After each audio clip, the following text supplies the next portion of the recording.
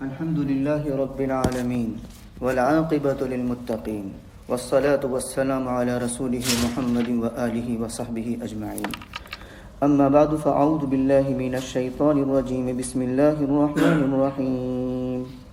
يا أيها الذين آمنوا بالله ورسوله والكتاب الذي نزل على رسوله والكتاب الذي أنزل من قبل ومن يكفر بالله وملائكته وكتبه ورسله واليوم الآخر فقد ضل ضلالا بعيدا. إن الذين آمنوا ثم كفروا ثم آمنوا ثم كفروا ثم ازدادوا كفرا لم يكن الله ليغفر لهم ولا ليهديهم سبيلا. آمنت بالله صدق الله مولانا العظيم وصدق رسوله النبي الكريم ونحن على ذلك لمن الشاهدين والشاكرين والحمد لله رب العالمين. قابل احترام بزرگوں اور عزیز دوستوں اور ریسیور سے سننے والی میری معزز ماں بہنوں، سورہ نساء کی آیت نمبر 136 اور 137 پڑھی گئی ہے. آیت کا ترجمہ دیکھتے ہیں. اے ایمان والو، یقین لاؤ اللہ پر اور اس کے رسول پر اور اس کتاب پر جو نازل کی اللہ تبارک و تعالی نے اپنے رسول پر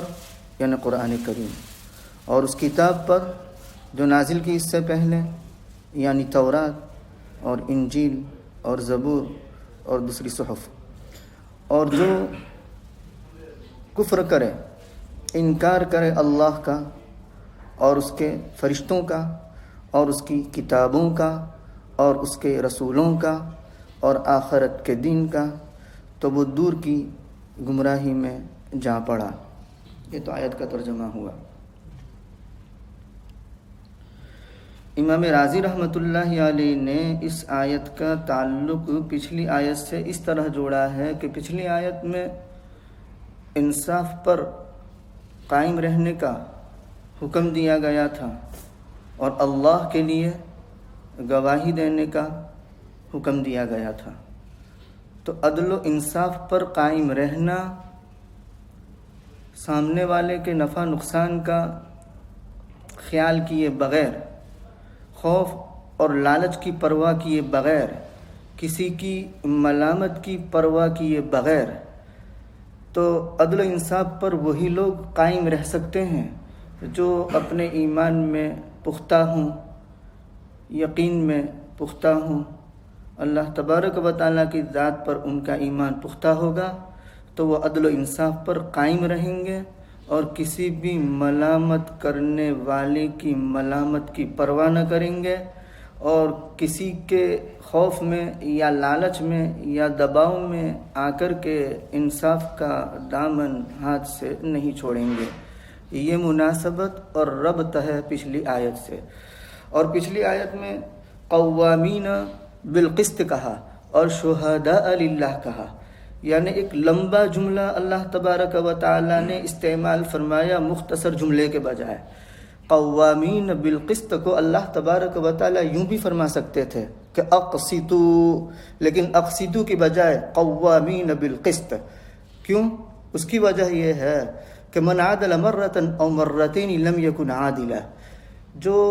ایک مرتبہ عدل کرے یا 2 مرتبہ عدل کرے، اتفاق سے کبھی اس سے عدل و انصاف صادر ہو جائے وہ تو ہو جاتا ہے، تو وہ عادل نہیں کہا جاتا. عادل حقیقت میں وہ ہے الذین یواظبون علی العدل والانصاف، جو مواظبت کرنے والے ہیں عدل و انصاف پر. تو قوامین بالقسط کا صیغہ مواظبین علی العدل کو بتانے کے لیے استعمال کیا گیا ہے کہ عدل پر ہمیشہ قائم رہے. یہ نغمہ فصل گل و لالا کا نہیں پابند، بہار ہوں کہ خزاں ہوں لا الہ الا اللہ، یعنی حالات کیسے ہی ہو لیکن وہ عدل و انصاف کا دامن ہاتھ سے نہ چھوڑے. تو دوام اور مواظبت بتانے کے لیے قوامین بالقسط لمبا جملہ اللہ تبارک و تعالی نے بیان فرمایا اقسطو کو چھوڑ کر. تو تو معلوم ہوا کہ الامور الدینیہ لا اعتبار بها ما لم تکن مستمرۃ دائمۃ، کہ امور دینیہ کا اعتبار نہیں جب تک کہ ان امور کے اندر دوام اور استمرار نہ ہو۔ جب امور دینیہ میں دوام اور استمرار ہوگا، یعنی تمام طاعات میں، تمام عبادات میں، معاملات میں، معاشرت میں، ان تمام کے اندر شریعت کی جو گائیڈ لائن ہے اس پر وہ جمع رہے گا، تو پھر وہ بات ہوگی جو یہاں کہی گئی ہے۔ تو تمام امور دینیہ میں اعتبار اسی وقت ہے کہ جب اس کے اندر استمرار ہو اور دوام ہو۔ ایمان والو، یقین لاؤ اللہ پر اور اس کے رسول پر۔ یا ایھا الذین آمنوا میں خطاب نمبر 1 ضحاک سے مروی ہے کہ اہل کتاب مراد ہیں، یعنی اہل کتاب سے خطاب کیا گیا ہے جن پر تورات نازل ہوئی، جن پر انجیل نازل ہوئی، یعنی موسیٰ علیہ السلام کے ماننے والے، عیسیٰ علیہ السلام کے ماننے والے، ان سے خطاب ہے کہ تم ایمان لاؤ اللہ پر، اس کے رسول محمد صلی اللہ علیہ وسلم پر اور اس کتاب پر یعنی قرآن کریم پر۔ اب تک تم موسیٰ پر اور عیسیٰ پر تو ایمان لا چکے ہو، تورات اور انجیل پر تو ایمان لا چکے ہو، لیکن اب ایمان لاؤ اللہ پر، رسول پر اور اس کتاب پر یعنی قرآن کریم پر، نمبر 1۔ نمبر 2، بعض مفسرین یوں فرماتے ہیں کہ یا ایھا الذین آمنوا میں خطاب ہے مشرکین سے، یعنی مشرکین جو لات، عزا، منات دیوی دیوتا کے پوجاری تھے اور ان کے عبادت میں مشغول تھے، ان کی پوجا پاٹ میں مشغول تھے، ان سے خطاب ہے کہ اے لوگو تم ایمان لاؤ اللہ پر اور اس کے رسول پر اور اس کتاب پر جو نازل کی اپنے رسول پر۔ نمبر 3، تمام مخلوق سے خطاب ہے، پوری انسانیت سے خطاب ہے۔ وَإِذْ أَخَذَ رَبُّكَ مِنْ بَنِي آدَمَ مِنْ ظُهُورِهِمْ ذُرِّيَّتَهُمْ وَأَشْهَدَهُمْ عَلَىٰ أَنفُسِهِمْ أَلَسْتُ بِرَبِّكُمْ قَالُوا بَلَىٰ شَهِدْنَا أَن تَقُولُوا يَوْمَ الْقِيَامَةِ إِنَّا كُنَّا عَنْ هَٰذَا غَافِلِينَ۔ تو وہاں اللہ تبارک و تعالی نے عالم ارواح کے اندر تمام ارواح چونٹی کی شکل میں موجود تھی اور ان سے عہد لیا تھا، تو اس عہد الستو کے اعتبار سے اللہ تبارک و تعالی فرماتے ہیں کہ تم تمام یقین لاؤ اللہ پر، ایمان لاؤ اللہ پر اور اس کے رسول پر۔ نمبر 4، یہ خطاب ایمان والوں ہی سے ہیں، اور راجح اور صحیح قول یہی ہے کہ یہ خطاب ایمان والوں سے ہیں کہ اے ایمان والو تم ایمان لاؤ۔ مطلب یہ ہے کہ اپنے ایمان کے اندر پختگی اور دوام اور مواظبت اختیار کرو۔ ایک قول منافقین کا بھی ہے، یا ایھا الذین آمنوا باللسانی، وہ لوگ جو ایمان لائے زبان سے، آمنوا بالقلب، ایمان لاؤ قلب کے ذریعہ، یعنی صرف زبانی جمع خرچ نہ ہو بلکہ قلب پر قلب تصدیق بالقلب ہونی چاہیے، یعنی قلب کے ذریعہ بھی ایمان لاؤ، اللہ کو مانو۔ تو منافقین سے بھی خطاب ہو سکتا ہے، لیکن جیسے کہ عرض کیا گیا کہ راجح یہی ہے کہ یہ ایمان والوں ہی سے خطاب ہے، کیونکہ عموماً قرآن کریم میں یا ایھا الذین آمنوا سے جہاں بھی خطاب کیا گیا ہے وہاں ہم مسلمان امت محمدیہ مراد ہے، لہذا یہ ہم لوگوں سے خطاب ہے کہ اپنے ایمان کے اندر پختگی اختیار کرو۔ تو اب تفسیر یہ ہو جائے گی، یا ایھا الذین آمنوا اثبتوا علی الایمان بذلک، ایمان والو ثابت رہو ایمان پر ان چیزوں کے ذریعہ، یعنی جمے رہو، تمہارے قدم ڈگمگانے نہ پائے، ایمان تمہارا پختہ ہونا چاہیے۔ یا یوں کہو کہ داوموا علی الایمان، یا ایھا الذین آمنوا داوموا علی الایمان، یعنی داوموا علی اللہ، داوموا علی الایمان باللہ، ایمان والو اللہ پر ایمان کے اندر مداومت اختیار کرو۔ تو باللہ اللہ پر اور اس کے رسول پر اور اس کتاب پر جو نازل کی اپنے رسول پر یعنی قرآن کریم، اور اس کتاب پر یہاں جن سے کتاب مراد ہیں یہ بھی ہو سکتا ہے تمام کتابیں جو پہلے نازل ہوئی، تو واحد کا صیغہ اس سے کوئی فرق نہیں پڑتا، کیونکہ کتاب سے جن سے کتاب مراد لی جائے گی یعنی ساری کتابیں۔ وَمَن يَكْفُرْ بِاللَّهِ وَمَلَائِكَتِهِ وَكُتُبِهِ، جب اللہ تبارک و تعالی جانب کفر کو بیان فرماتے ہیں تو جانب ایمان کے مقابلے میں دو چیزوں کو مزید بیان فرماتے ہیں، پہلے 3 چیزیں بیان کی، ایمان لاؤ اللہ پر نمبر 1، ایمان لاؤ رسول پر نمبر 2، ایمان لاؤ اس کتاب پر جو نازل ہوئی اس کے رسول پر نمبر 3، اور والکتاب الذی اس کو ضمناً شمار کر لیں گے۔ تو اصولاً 3 چیزیں بیان کی ایمان کی جانب میں، اور جب کفر کی بات آئی تو اللہ تبارک و تعالیٰ نے 5 چیزیں بیان فرمائی۔ نمبر 1، من یکفر باللہ، جو اللہ کو نہ مانے، وملائکتہ، اس کے فرشتوں کو نہ مانے، وکتبہ، اس کی کتابوں کو نہ مانے، ورسولہ، اس کے رسولوں کو نہ مانے، اور آخرت کے دن کو نہ مانے۔ یہ 5 باتیں۔ تو یہاں 2 باتوں کا اضافہ اس لیے کیا گیا کہ لا یتحقق الایمان اصلاً، کہ ایمان اصل اور اطلاق کے اعتبار سے متحقق نہیں ہوگا جب تک کہ وہ فرشتوں پر اور آخرت کے دن پر ایمان نہ لائے۔ کوئی شخص اللہ پر ایمان رکھتا ہے، رسول پر ایمان رکھتا ہے، کتاب پر ایمان رکھتا ہے، تو خود بخود فرشتوں پر اور آخرت کے دن پر ایمان آ جاتا ہے۔ لیکن کبھی کوئی یہ دعویٰ کر سکتا ہے کہ بس میرا تو ایمان ہے اللہ پر، کتاب پر، رسول پر،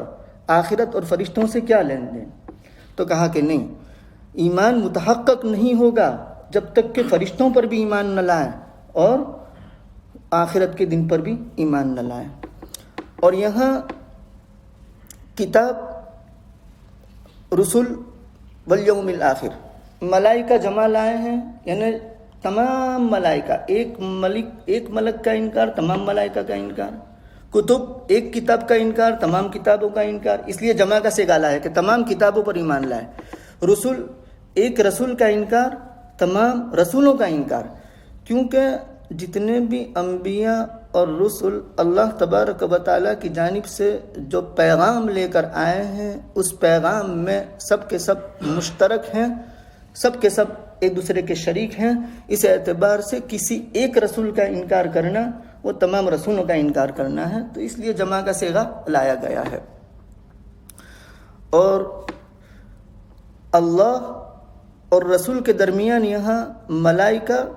اور کتاب کو بیان کیا گیا۔ اس کی وجہ یہ ہے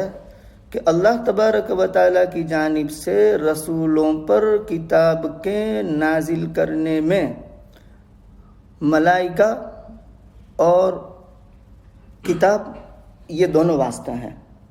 اس وجہ سے اللہ اور رسول کے درمیان ملائکہ اور کتب کو بیان کیا گیا ہے، یعنی اللہ سے رسول تک کتاب کے آنے میں واسطہ ہے ملائکہ اور کتب۔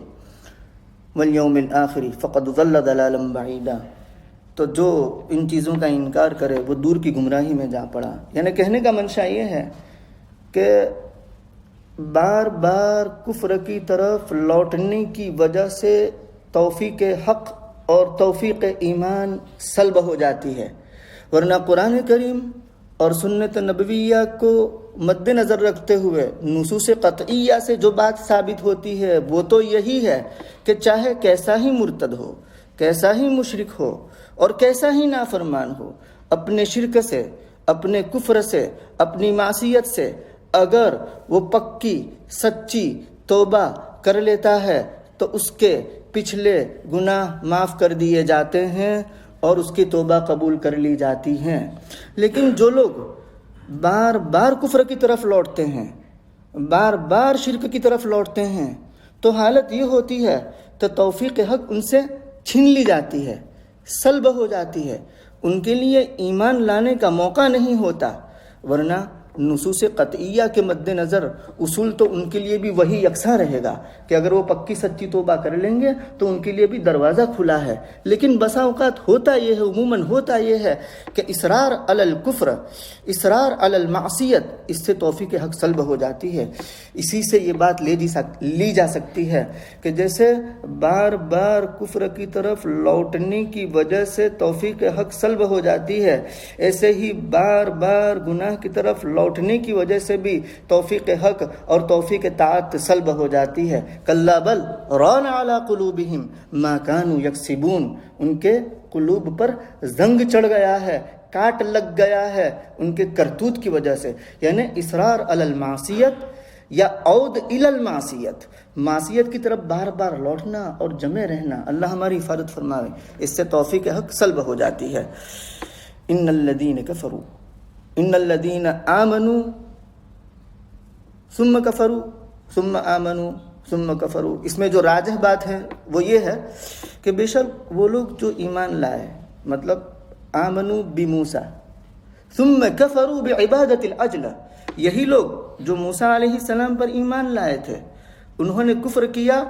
گوشالہ پرستی کے ذریعہ، یعنی بچھڑے کی عبادت کے ذریعہ، تو اب عبادت یوں بن جائے گی، ان الذین آمنوا بموسیٰ ثم کفروا بعبادت العجل ثم آمنوا بالتوبۃ من عبادت العجل، پھر ایمان لائے گوشالہ پرستی سے توبہ کے ذریعے سے۔ مطلب یہ ہے کہ پہلے تو موسیٰ علیہ السلام پر ایمان لائے، اس کے بعد بچھڑے کی عبادت کے ذریعے وہ کافر ہو گئے، پھر بچھڑے کی عبادت سے انہوں نے توبہ کر لی، ثم کفروا بعیسیٰ، پھر عیسیٰ علیہ السلام کے منکر ہوئے، عیسیٰ علیہ السلام کے ساتھ کفر کیا، ان کو نہیں مانا، ثم ازدادوا کفرا، کفر میں ترقی کرتے چلے گئے، یہ لوگ محمد صلی اللہ علیہ وسلم کے بھی منکر ہوئے، ثم ازدادوا کفرا لم یکن اللہ لیغفر لهم ولا لیہدیہم سبیلا، نہیں ہے اللہ تبارک و تعالیٰ کہ ان کو بخش دے اور ان کو سیدھا راستہ دے۔ وہی بات کہ ان کے لیے ایمان کا موقع ختم ہو جاتا ہے، نصیب نہیں ہوتا ایمان لانا اصرار کی وجہ سے یا عود الی الکفر کی وجہ سے توفیق سلب ہو جاتی ہے۔ اللہ رب العزت ہمیں ایمان پر ثابت قدمی نصیب فرماوے اور گناہوں سے بچنے کی توفیق عطا فرماوے، کفر اور شرک تمام ظاہری اور باطنی گناہوں سے ہم سب کی پوری پوری حفاظت فرماوے تاکہ توفیق حق سلب نہ ہو اور ہم ایمان پر ثابت قدم رہیں۔ وآخر دعوانا سبحان اللہ وبحمدہ۔